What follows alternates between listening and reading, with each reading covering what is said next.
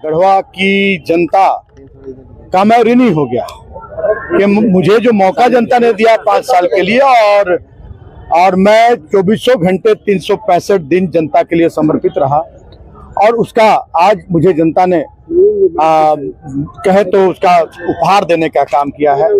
आज पूरा गढ़वा विधानसभा उमड़कर और मेरे नामांकन में मुझे हौसला बढ़ाने का मुझे अपना प्यार आशीर्वाद देने का काम किया है।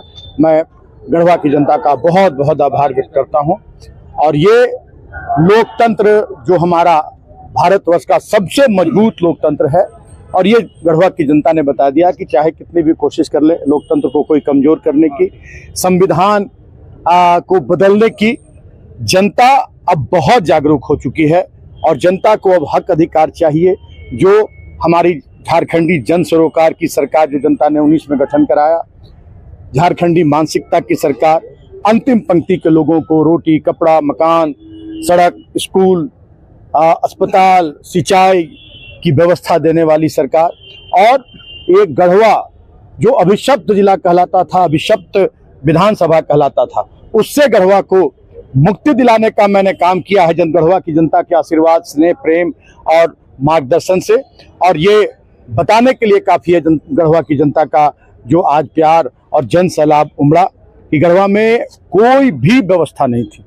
2-4 घंटे भी बिजली गढ़वा शहर में नहीं मिलती थी, सड़कें जर्जर थी, पानी की व्यवस्था नहीं थी, अस्पताल की स्थिति अत्यंत ही दयनीय थी।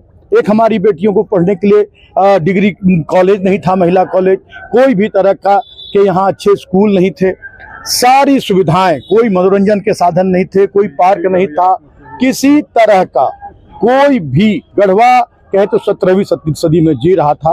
और हम लोगों को 2-2.5 साल ही काम करने का मौका मिला और हम लोगों ने गढ़वा की तस्वीर बदल कर रख दी है।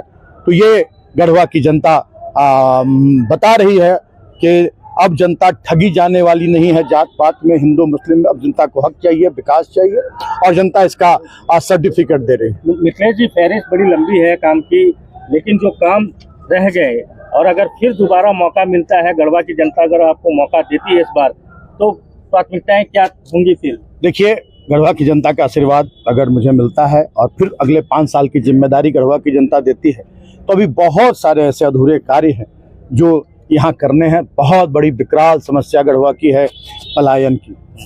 यहाँ लोग अपनी रोजी रोजगार के लिए, अपना पेट भरने के लिए दूसरे राज्यों पर निर्भर रहते हैं। यहाँ किसी भी तरह के कोई उद्योग धंधे नहीं है, किसी तरह का कोई भी यहाँ लोगों को अपनी आजीविका का बहुत की निरंतर साधन मिले।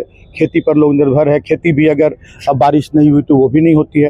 तो मेरा पहला अब हमने यहाँ आधारभूत सुविधा उपलब्ध करा दी है, सड़क, बिजली, पानी। अब तेजी से उद्योगपति से लेकर व्यवसायी तक यहाँ आकर्षित हो रहे हैं। अब गढ़वा काफ़ी बदल चुका है। आने वाले दिनों में मेरा ये लक्ष्य होगा कि मैं गढ़वा को जो पलायन यहाँ की बड़ी समस्या उससे मुक्त कर सकूं और गढ़वा में स्वास्थ्य सुविधाएं जो यहाँ अभी भी पूरी तरह से नहीं है, एक multi speciality hospital, engineering college, medical college मैं यहाँ दे सकूं। बहुत सारे प्राइवेट जो हमारे राजनेता रहे हैं, मंत्रीगण रहे हैं, उनके प्राइवेट स्कूल कॉलेजेस तो हैं लेकिन सरकारी कुछ भी नहीं है यहाँ।